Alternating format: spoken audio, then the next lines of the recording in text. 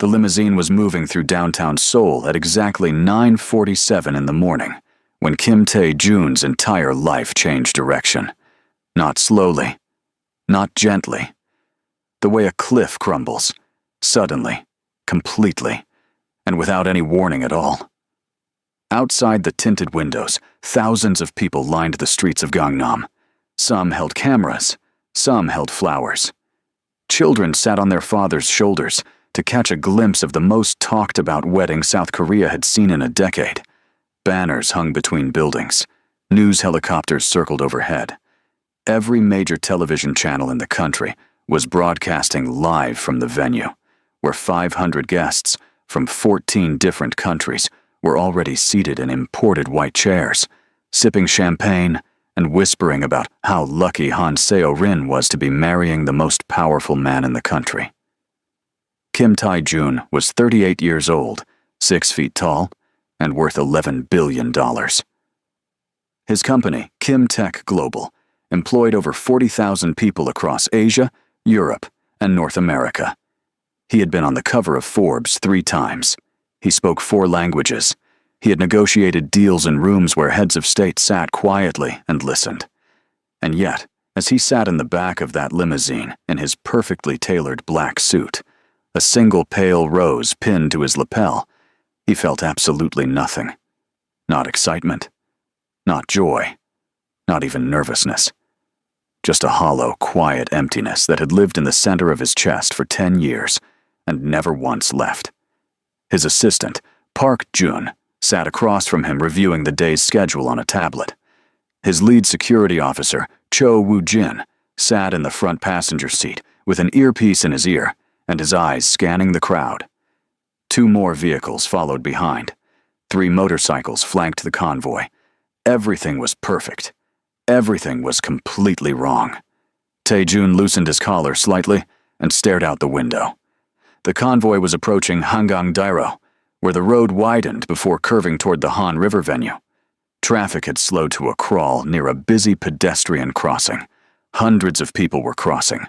Office workers, students, mothers pushing strollers. The ordinary rhythm of a city that did not stop moving simply because a billionaire was getting married. Tae-jun wasn't looking for anything. He wasn't thinking about anything except the hollow feeling in his chest and the vague, persistent suspicion that he was about to make a terrible mistake. Then he saw her. She was standing at the crossing, waiting for the light. She was wearing a simple cream-colored blouse and dark trousers, her natural hair gathered away from her face, a small canvas bag over one shoulder. She looked older than he remembered, calmer, more settled in herself, more beautiful in a way that had nothing to do with effort and everything to do with time. Sasha Williams. His heart didn't just beat faster. It stopped. Completely. For 3 full seconds, Kim Tae-jun forgot how to breathe. Beside her stood 3 boys. They looked about 9 years old. They were dressed identically in white shirts and dark shorts, arguing with each other in the way that only brothers argue. Loudly, passionately, and without any actual anger. The tallest one was pointing at something across the street. The middle one was laughing with his entire body. The shortest one tugged at Sasha's sleeve and said something that made her smile. And when the tallest boy turned his head and looked toward the road, Tae-jun felt the air leave his lungs completely. The boy had his smile. Not similar. Not a coincidence. The exact smile. The one in the photographs his grandmother kept. The one his mother used to point to when she spoke about the Kim family bloodline. The upward pull at the left corner. The way the eyes narrowed slightly before the full smile arrived. Tae-jun's hand was on the door handle before his mind had formed a single coherent thought. "Sir," Park Jun looked up from his tablet. "Stop the car." "We're on schedule, sir. The ceremony begins at—" "I said, stop the car." Woo-jin turned around from the front seat. "Mr. Kim, we're in the middle of a convoy. The press is—" But Tae-jun had already opened the door. The noise of the city rushed in. Camera shutters, crowd noise, a news helicopter somewhere above. He stepped out onto the road in his $11,000 suit and walked directly toward the pedestrian crossing, ignoring the gasps around him, ignoring the shouts of his security team scrambling out of the vehicles behind him, ignoring the sudden explosion of camera flashes as reporters recognized him and began moving in his direction. He saw only her. Sasha saw him at the same moment he reached the curb. She went completely still. The canvas bag slipped from her shoulder, and she caught it automatically, but her eyes never left his face. The three boys fell silent beside her, sensing the shift in her energy, the way children always sense things before adults understand them. 10 years. 10 years of silence. 10 years of unanswered questions. 10 years of waking up at 3 a.m. and staring at the ceiling and wondering what he had done, what he had missed, what had gone so terribly wrong. They stared at each other across 3 feet of pavement, while the city moved around them like water around 2 stones. Sasha. His voice came out quieter than he intended. She opened her mouth, closed it. Her eyes were filling, but her jaw was set. She had the look of someone who had rehearsed this moment 1,000 times, and now that it was here, every rehearsal felt completely useless. Taejun, just his name, nothing else. His security team arrived around him, forming a loose barrier between them and the gathering crowd. Reporters were pushing forward. Someone was calling his name. A camera drone had appeared somewhere above. Park Jun appeared at his elbow, whispering urgently about time and schedules and media optics. Taejun heard none of it. He looked at the 3 boys, who were now watching him with enormous, careful eyes. Then he looked back at Sasha and asked the question that had followed him for 10 years, like a shadow that never shortened, regardless of how bright the sun was. "Why did you leave me?" Something moved across Sasha's face. It wasn't anger, though anger was underneath it. It wasn't sadness, though sadness was underneath that too. What moved across her face was something older and heavier. The expression of someone who has carried an injustice for so long that the weight of it has become simply part of who they are. She looked at him for a long, steady moment. Then she said, "I didn't leave you. Your mother made sure I had no choice." The ground disappeared beneath his feet. He heard Park Jun stop talking. He heard Woo Jin shift beside him. He heard the distant sound of the news helicopters and the crowd and the city. He heard all of it from a very great distance, as if he had suddenly dropped 30 feet below the surface of everything. "What did you say?" "You heard me." Sasha's voice was steady now. She wasn't crying anymore. She had made a decision. He could see it in her eyes. The decision to finally stop carrying this alone. "I said your mother made sure I had no choice, but Taejun," she paused, and her gaze moved to the boys beside her, and then back to him. "We cannot have this conversation on a public street while you're supposed to be getting married. Not like this. I'm not going anywhere." He said it like a man who had just realized how much of his life had already gone somewhere without him. "Not until you tell me everything." Sasha searched his face for a long moment. Then she looked at her boys.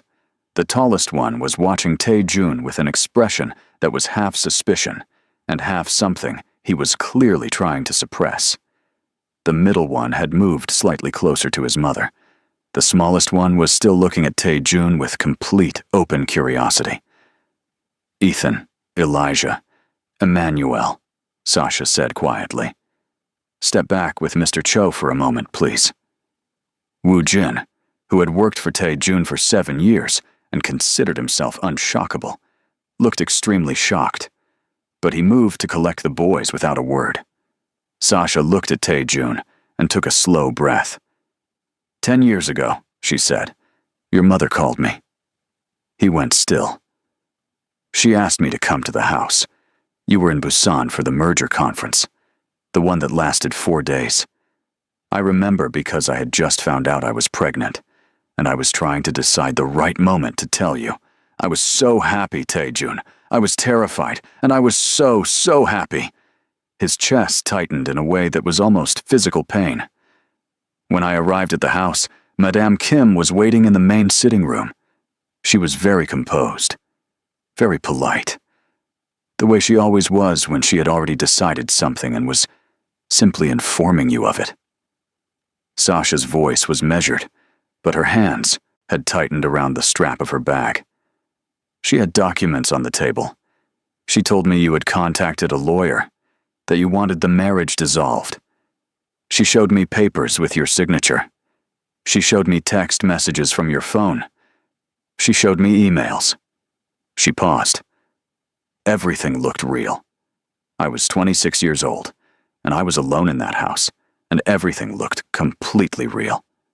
Tae-jun's voice came out in barely a whisper. I know that now." Her eyes met his directly. "I didn't know it then. I was too young and too frightened, and I loved you too much to believe you could do that to me. But the evidence was right there in front of me, and she was so certain, so completely certain, that I started to believe I had missed something, that somehow I had never really known you at all." He felt sick. Then she told me that if I did not leave quietly, she would contact immigration. I was on a spousal visa, Tae-jun. She knew exactly what she was threatening. She told me she would ensure my family back home would face difficulties. She told me she had already spoken to several lawyers. And then, Sasha's voice finally cracked, just slightly, just for a moment. She told me the kindest thing I could do for you was to disappear, that you were embarrassed, that you had moved on, that staying would only humiliate us both. The silence that fell between them was total. Around them, the city still moved. A van horn blared somewhere. The crowd behind the security perimeter had grown larger. 2 police officers had appeared, drawn by the commotion.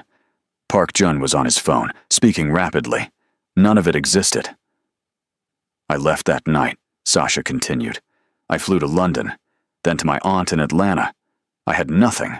I had $50 in my account, and a pregnancy I hadn't told anyone about, and a marriage I believed was already over." She exhaled slowly. "I cried for 3 months straight. And then I decided that crying wasn't going to raise 3 children, so I stopped." 3, he repeated. She nodded. Her eyes went to the boys, and the love in them was so enormous and so fierce that it made Tae-jun feel briefly ashamed of everything he had and had never appreciated.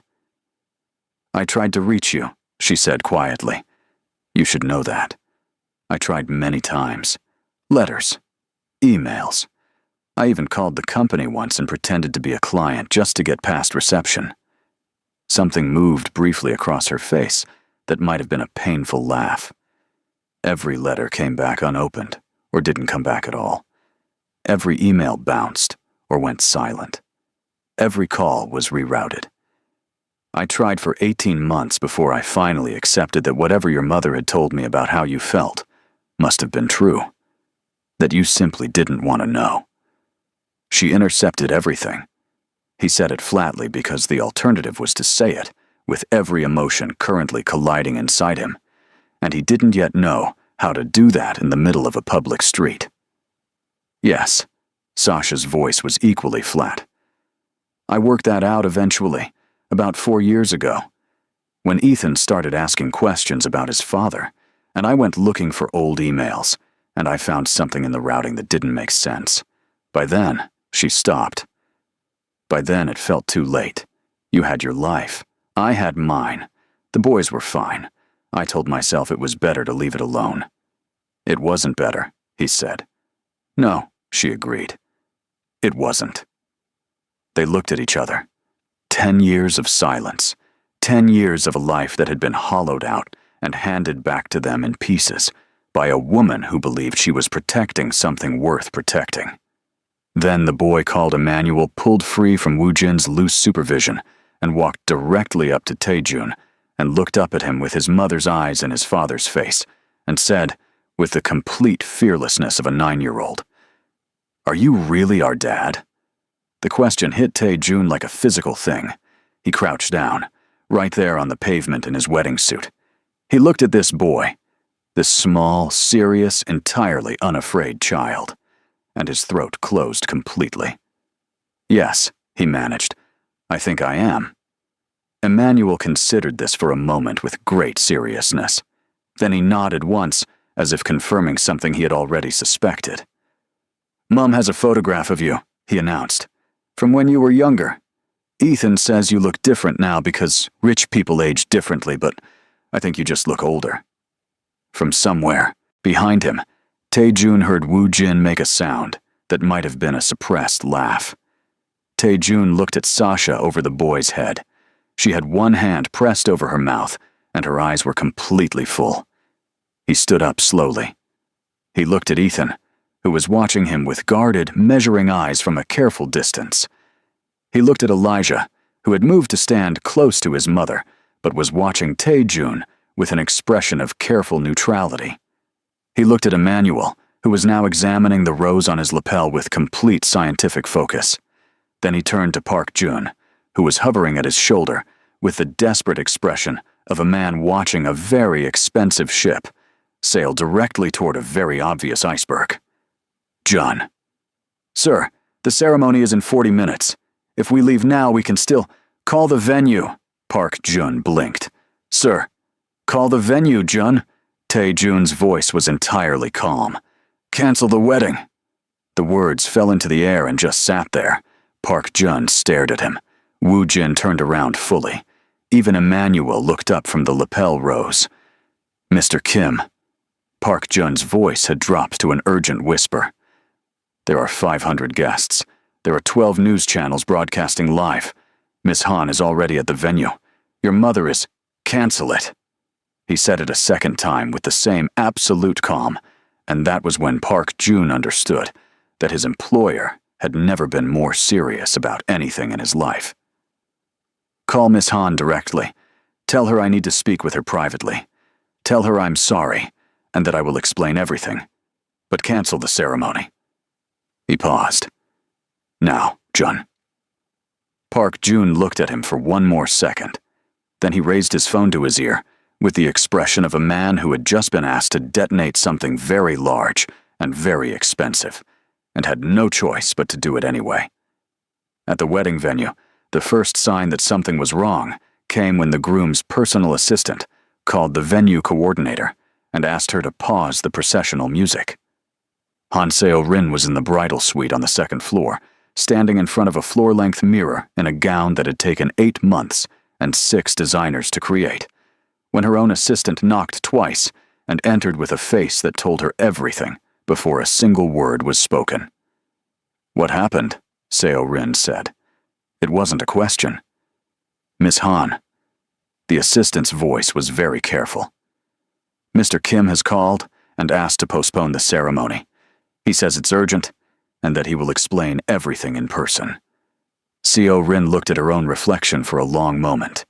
Behind her, 3 bridesmaids had gone completely silent. The makeup artist had set down her brush. The room held its breath. "Postpone," Seo-rin repeated. "Yes, miss. Or cancel." A pause. "He used the word postpone, miss. But his tone suggested cancel." Seo-rin nodded once, slowly. She reached up and touched the pearl necklace at her throat, a gift from Tae-jun's grandmother, given at the engagement dinner with warmth that Seo-rin had always sensed was more polite than genuine. "All right." She exhaled slowly through her nose. "Get me my phone, please." Outside, in the venue gardens, the 500 guests had been informed that the ceremony was experiencing a brief delay. The polite announcement had lasted approximately 4 minutes before the footage began circulating on social media. Tae-jun stepping out of the limousine. Tae-jun standing at the pedestrian crossing talking to a woman. Tae-jun crouching down to speak to 3 boys. 3 boys who looked, to anyone paying close enough attention, remarkably like a younger version of Kim Tae-jun. The internet had theories within minutes. Within the hour, the theories had become headlines. In the Kim family mansion on the northern edge of the city, Madam Kim sat in her private study and watched the footage on the television, with a stillness that her staff had learned over many years to be afraid of. Her personal secretary stood near the door and did not speak. A half-drunk cup of tea sat on the desk beside her. She had worked very hard, for 10 years, to ensure this particular problem would never resurface. She was beginning to understand that she had not worked hard enough. When Tae-jun arrived at the mansion 2 hours later, He came alone except for Wu Jin. He had not gone to the venue. He had spoken to Seo Rin by phone, a conversation that had been brief and painful, and honest, in a way that their entire 2-year engagement had somehow never managed to be. Then he had driven to the mansion. Madam Kim was waiting in the main sitting room, the same room, Tae-jun realized, as he stepped through the door, where she had once sat across from a terrified 26-year-old woman and dismantled her life with forged documents and carefully chosen threats. She was 64 years old. Her posture was impeccable. She was wearing a pale gray suit, and her hair was set precisely, and she looked at her son with an expression that was equal parts fury, and something that might have been the very first tremor of fear. "You have humiliated this family," she said. "Hello, Mother." He sat down across from her. He did not raise his voice. He had decided on the drive over that he would not raise his voice. He had decided that she had already taken enough from him, and he was not going to give her his composure as well. "I've spoken to Jung-ah." Jung-ah was the household manager. She had worked for the Kim family for 22 years. She had been working for the family 10 years ago, when Madam Kim had met privately with Sasha Williams in this very room. "Jung-ah is a servant," Madam Kim said coolly. "Whatever she told you, she told me about the documents. She witnessed you having them prepared." He placed his phone on the table between them. On the screen was a recorded conversation. "She also told me about the private investigator you hired to monitor Sasha's email account for 18 months, to intercept correspondence." He paused. "She saved documentation, Mother. For 22 years she has worked for this family, and she watched what you did, and she saved documentation because she didn't know what else to do with it." The temperature in the room dropped several degrees. "I did what was necessary. You forged my signature." His voice was still calm, still quiet. And somehow that quietness was worse than shouting would have been. "You forged my signature on divorce documents. You threatened my wife with deportation. You cut off every attempt she made to contact me for over a year. And you did all of this while I was in Busan, believing that my wife had simply decided to leave. While I was in Busan, I want to point out, negotiating a merger that made this family $300 million. He let that sit for a moment. "I spent a year thinking I had done something to drive her away. I spent another year trying to understand what it was. Then I spent 8 years learning to live inside an emptiness that was never supposed to be there." Madam Kim's jaw was tight. She was not suitable. She was my wife. He said it simply, as if those 4 words were sufficient. Because they were. "Tae-jun." Her voice shifted slightly, the frost warming just enough to let something else through. Not regret, not yet, but a recognition that the ground was moving. "You were 27 years old. You were infatuated. These things pass. If I had not acted. I have 3 sons." He watched her face. Something moved across it, a flicker that she controlled immediately, but not quite quickly enough. "You knew, didn't you, that she was pregnant when she left? Or you suspected?" Silence. "You suspected," he said, "and you let her go anyway." Madam Kim looked away for the first time. Her eyes went to the window, and the garden beyond it, and the city beyond that. Her hands, folded in her lap, tightened slightly. "I thought," she began. "I don't want to know what you thought." He stood up. "I want you to understand what you did. You separated me from my wife. You separated 3 children from their father. You manufactured 10 years of absence from whole cloth, and you have spent 10 years watching me be unhappy, and you said nothing. Not once." His voice finally showed its first edge. "I looked at you across the dinner table 100 times and asked you if you had any idea why Sasha left, and you looked me in the eye and said nothing." Madam Kim's chin lifted. "I was protecting. You were controlling." He said it without heat, without drama, just a fact. "You have been controlling since the day I was born, and I have allowed it because I believed, somewhere, that you knew better, that you could see things I couldn't. that the choices you made came from love, even when they were painful. He picked up his phone from the table. But there is no version of love that looks like this. There is no version of protection that requires a man to spend 10 years alone and 3 boys to grow up without a father. He turned toward the door. Tae-jun. Her voice behind him held something that she rarely let into her voice. Something raw. He paused without turning around. She stopped, started again. I believed I was doing what was right for the family, for you. I genuinely believed that. He was quiet for a moment. I know you did, he said finally. That is somehow the worst part of all of it. He walked out. In the weeks that followed, the story became impossible to contain. The financial press covered the cancellation angle, the impact on the Kim family's alliance with the Han conglomerate, the stock fluctuation, the board meeting that followed. The entertainment press covered the romance angle, the billionaire, the ex-wife, the triplets, the wedding that never happened. Social media covered every angle simultaneously and with tremendous enthusiasm. Tae-jun ignored all of it. He rented a house in Mapo, a quiet residential neighborhood where Sasha had settled years earlier, choosing it specifically because it had good schools and a park nearby, and absolutely no one who cared whether you were a billionaire or not. He enrolled the boys in a nearby school. He learned where the grocery store was. The first time he tried to help Ethan with his mathematics homework, Ethan sat across the kitchen table from him, with his arms folded and his jaw set at an angle that was so precisely his own expression that Tae-jun had to look away for a moment to compose himself. You don't have to do this, Ethan said. I know. Mom managed everything fine without you. Yes, she did. He looked at his son directly. That doesn't mean I don't want to be here now.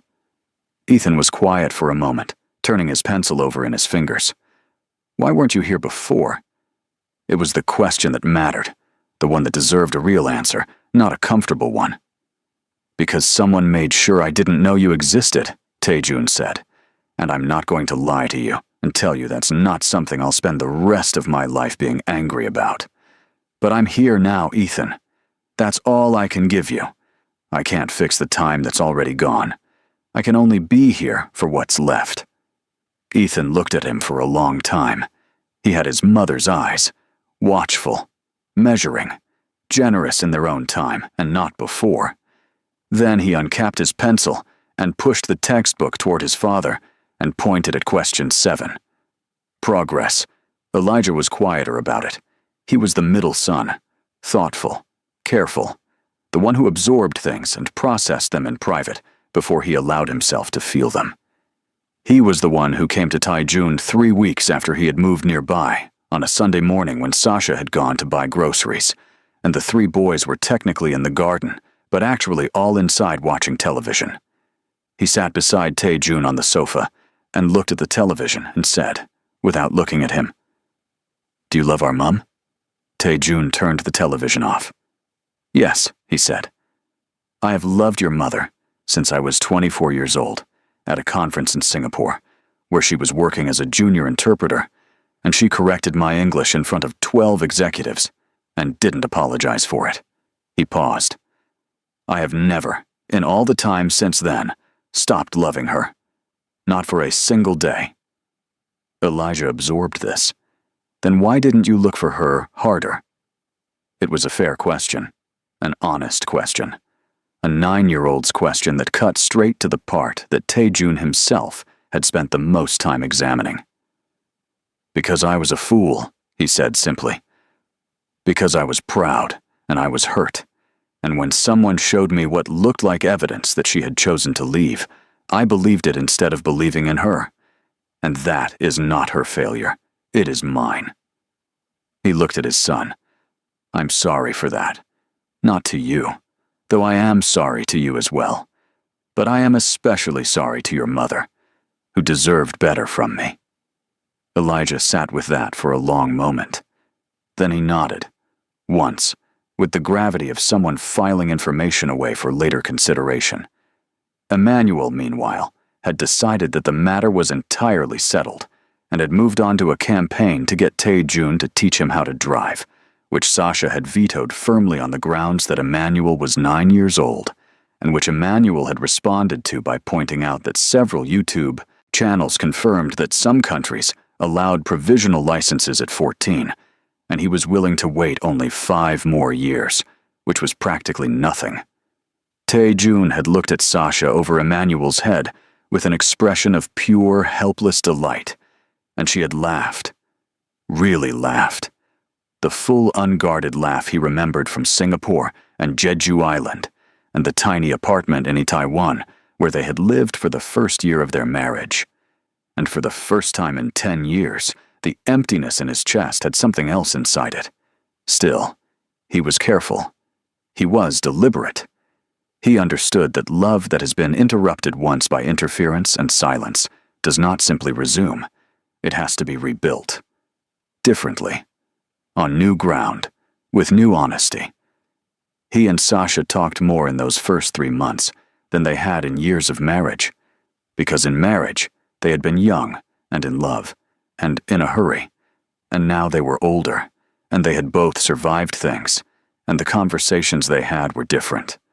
About what they wanted, about what they feared, about what had broken them and what had held, about the boys and the future, and the kind of family they wanted to be. He told her about Seo-rin. "I should have ended it earlier," he said. "Long before I did. I think I knew it wasn't right. I think I was afraid that if I didn't build the life I was supposed to have, I would have to admit how much of the life I wanted had already been taken from me." Sasha was quiet for a moment. Did she know? About me? No, not until that day. He paused. She took it with more grace than I deserved. She told me, he stopped, remembering. She told me I had belonged to you long before I belonged to her. She walked away. She didn't make a scene. She just walked away. Sasha was quiet for a moment. Then, "She sounds like a strong woman." "She is." He looked at Sasha. "So are you." What happened with Madam Kim came in its own time, the way some things can only come in their own time and cannot be rushed without breaking. She had a cardiac episode in the 4th month, not severe, but frightening enough. The doctors used words like stress and isolation and required lifestyle modification. Her staff called Tae-jun. He went. He had not expected what met him when he arrived. The boys had insisted on coming. All 3. Sasha had offered to keep them home, but they had, collectively, firmly, unanimously, refused. Ethan had said, with the same straightforward directness his father used, "She's still our grandmother. Whatever she did, she's still our grandmother." And that had been the end of the discussion. Madam Kim was sitting up in the hospital bed when they walked in. She was wearing a plain blue hospital gown, with none of the armor of her usual clothes, and she looked older than she had the last time Tae-jun had seen her, and smaller somehow, which was disorienting because she had never in his life seemed small. She looked at the 3 boys, and something happened in her face that Tae-jun had not seen since he was very young, since before his father died, and she had armored herself against the world and decided that love was a strategy rather than a feeling. Something that wasn't composed. Something that wasn't controlled. Emmanuel walked directly to her bedside and said, with complete seriousness, "You're not allowed to die yet. We just found out you exist." Madam Kim made a sound that was entirely unlike her, something between a laugh and a sob. Ethan stood near the door with his arms folded, but his eyes were soft. Elijah stood beside his mother and watched his grandmother carefully and said nothing, which said everything. Sasha came last. She stood at the foot of the bed, and Madam Kim looked at her, and for a long moment neither of them spoke. Then Madam Kim said quietly, "I was wrong." Sasha held very still. "I was wrong in what I did, in how I did it, in every decision I made that day, and in every day afterward, when I could have corrected it, and chose not to." Her voice was thin, but it was direct.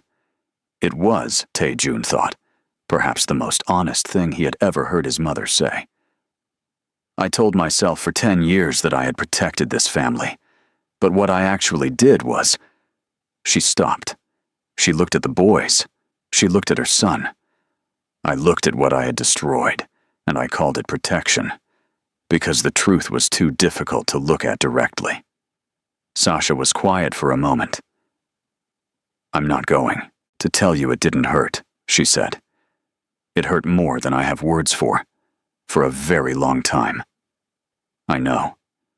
I'm also not going to tell you that everything is forgiven and forgotten, because it isn't. It may take a long time. It may look different than what you expect. Madam Kim nodded. I understand. But Sasha glanced at the boys, at Emmanuel, who had now appointed himself guardian of the bedside table, and was examining the water jug with tremendous focus, at Ethan, who was almost smiling, at Elijah, who had quietly moved to sit in the chair nearest the bed. These are your grandchildren, and they have already decided that you are their grandmother. I'm not going to be the one who takes that from them. She paused. So we start from here. That's all I can offer right now. We start from here. Madam Kim looked at her for a long moment, and then she nodded, and her eyes were full, and she said simply, That is more than I deserve. It was, but it was also where things began. 1 year later, on a Saturday afternoon in late October, the garden behind the Mapo house was full of noise and movement, and the specific kind of beautiful disorder that only 3 9-year-old boys can generate. Emmanuel had commandeered the barbecue and was issuing instructions to Woo Jin, who had become an unlikely fixture in the family's weekends, about the precise degree of char required on a corn cob. Elijah was sitting in the grass reading, which was Elijah's preferred position at any gathering. Ethan was organizing a football match with the focused authority of someone who had inherited his father's boardroom instincts and redirected them entirely toward sport. Tae-jun was on the pitch. He was significantly out of his depth. He had learned many things in the past year: patience, homework help, the correct way to pack a school lunch, how to have the same conversation about a video game 7 times in a single evening and mean it every time. He had not, it turned out, learned to keep up with 3 extremely competitive and entirely merciless 9-year-olds playing football. Ethan had just dispossessed him for the 4th time. Elijah lowered his book to watch without pretending not to. Emmanuel shouted unhelpful tactical advice from the barbecue. Tae-jun, breathing hard and laughing harder, went in for the ball a 5th time and was immediately tackled by all 3 boys simultaneously, and all 4 of them went down into the grass in a heap of grass stains and laughter. Sasha watched from the bench near the apple tree. She had a glass of iced tea in her hands, and the late afternoon light was on her face, and she was laughing the way she laughed when she was completely happy. Fully, without managing it, without keeping anything in reserve. After a moment, Tae-jun extracted himself from the pile of boys and walked over to her, grass-stained and breathless, and sat down beside her on the bench. They watched the boys for a moment. Emmanuel had abandoned the barbecue and was now attempting to teach Woo Jin a football trick that did not appear to be working. Ethan was giving real-time coaching commentary on Emmanuel's technique, which Emmanuel was ignoring completely. Elijah had put his book down and was now actually playing, which meant that the game had reached a level of competitiveness that even a dedicated reader couldn't resist from the sidelines. Do you regret it? Sasha asked. He knew what she meant. Not the specific wedding, not the specific day, but all of it. The choice, the cost, the year of rebuilding, the board battles when he restructured the company independently of his mother's board faction, the tabloids, the long, complicated, honest work of becoming a family in the way that families are actually built, not in ceremonies and announcements, but in ordinary days, accumulated. He looked at the boys. Emmanuel was now somehow on Woo Jin's shoulders, and it was unclear how that had happened. Ethan had his head back, laughing. Elijah was looking at Tae-Jun with those watchful, generous eyes, and something in them that was only just beginning to be openly warm. He looked at Sasha, the woman he had loved since Singapore, the woman he had failed when it mattered, the woman who had raised 3 extraordinary human beings alone, with no support and no safety net, and no acknowledgement, and had done it so well that those 3 boys were capable of deciding for themselves that their grandmother was still their grandmother, regardless of what she had done, because love, they had somehow worked out in their short lives, is a choice you keep making, even when it's complicated. "I regret," he said, "exactly one thing." She raised an eyebrow. "I regret," he said, "that it took me 10 years to come home." Sasha looked at him for a moment. Then she leaned her head against his shoulder, the way she used to in the apartment in Itaewon, and they sat together in the afternoon light, while their sons dismantled the garden with joy, and the emptiness that had lived in his chest for a decade was quiet.